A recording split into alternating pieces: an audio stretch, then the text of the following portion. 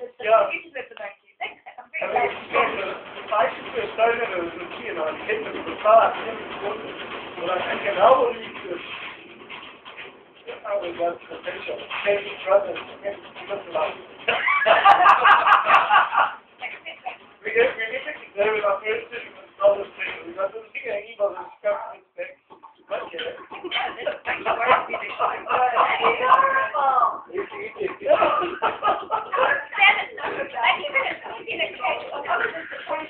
This is ad break banter.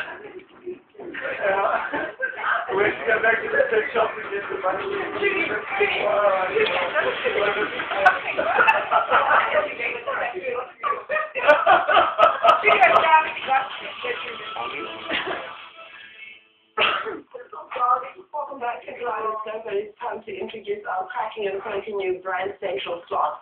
Each week we'll be getting a refreshing offbeat take on branding, be it brand philosophy, interesting case studies of strategies that have worked, and some that most definitely haven't. And at the heart of Brand Central, we have Alex Leibner. Alex, welcome to Kaleidoscope. It's great for me to be here. Thanks so much for having me. Being a familiar face, of course, on CNBC Africa, it's quite a great honor to have you back on screen. But let's first define what you mentioned. Before you are. What is that? Before you are. Well, it's something that sort of a phrase that I came up with. When people kind of talk about branding, and it's something that I would say, you've got to be something before you claim to are something. So get like the basics right with your brand or with your service or with your organization, and then you can make a big fuss about it. But so often people, or I find that you go into a place, that claims to offer a better service or to have a more superior product, but then once you actually engage with that brand, it all kind of falls apart. It's sort of like something, it's sort of almost like an aspirational statement more than a fact. And I find that can be hugely damaging towards a brand, because a brand is a collection of perception. Yes. And that perception is built up through those touch points, through those contact points that you have with the brand, apart from magazine adverts and billboard adverts and TV adverts. Sure. And that's where things can go horribly wrong. That perception is also built through advertising, as you said, and marketing. But then, isn't it a matter of being not entirely honest with, if, for example, you're a manufacturer of a product, you claim that your product can do X, Y, and Z? Well, I think to a certain point, I think there are points where it does become a legal problem. Yeah. I think it's always the competitors who will pick up on it.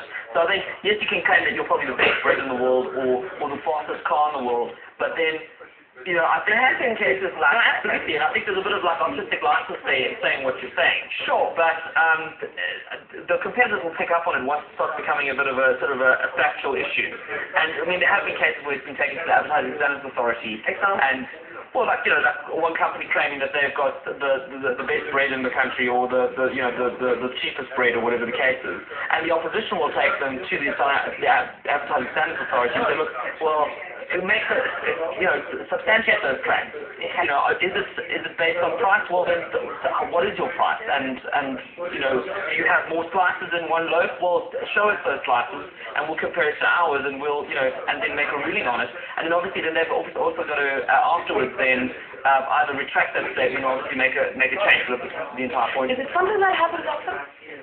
I think, less rather than more, but I think there are more and more ads that are taking a risk now and are pushing the envelope, as passive advertising isn't completely, or not allowed in South Africa at all. Yes. And I think there are more and more ads that are pushing the boundaries to see, can we shock more people? Can we push the boundaries a bit more and see how far we can push it till somebody says, well, you know what, this is completely unacceptable, you can't do this, or you can't do that, or you can't say that, and we'll take it to the Advertising Standards Authority. And it always becomes like a media, you always play on the media hype rather than the actual ad, where you say, well, I hope we get some exposure out of it. A car manufacturer isn't just that one. Yeah, absolutely. I mean, and we still talk about it. I mean, that's not easily 20 or 30 years ago where that happened.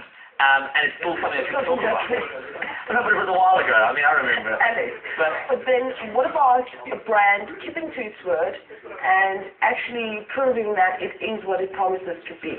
I think that's like the ultimate. I think it kind of almost like magnifies that whole thing. It's sort of like compound interest, where a brand says, this is who we are, this is what we offer, this is what we're going to do, and then you go have an experience with that brand, and it exactly delivers on that, or not, or even more.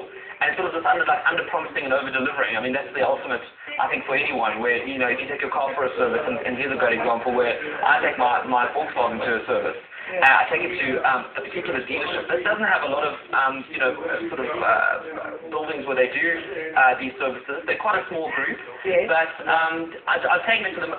By word of mouth, I've heard how great their service is.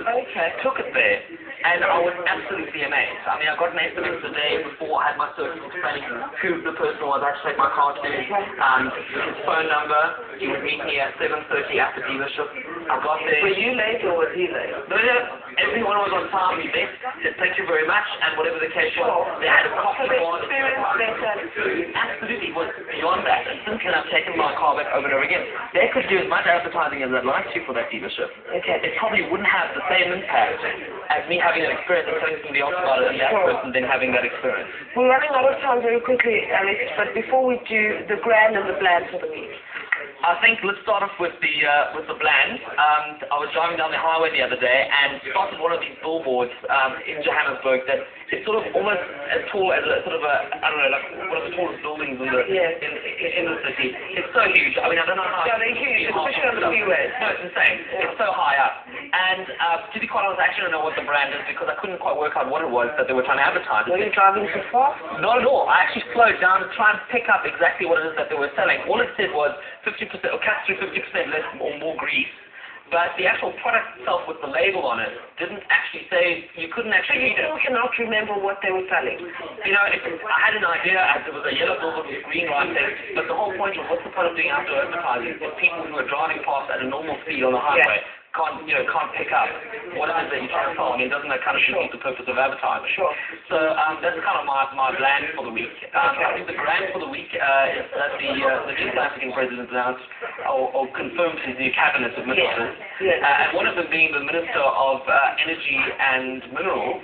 Minerals and Energy, BP Sonjika, which I thought was quite classic, and I think there's a bit of nominated determinism there, where the name kind of predestines your job or your occupation or your involvement in an industry. And I thought as a Minister of Minerals and Energy, and considering there's a company called BP, and your initials are BP Sonjika. We now all know where government tenders are going to go. I think there's a great opportunity there for that company to run an ad and congratulate the new minister on her position, which I think is fantastic. Great idea, actually. Alex, we've run out of time. Thank you very much. We'll see you next week. I look forward to it. Thanks so much.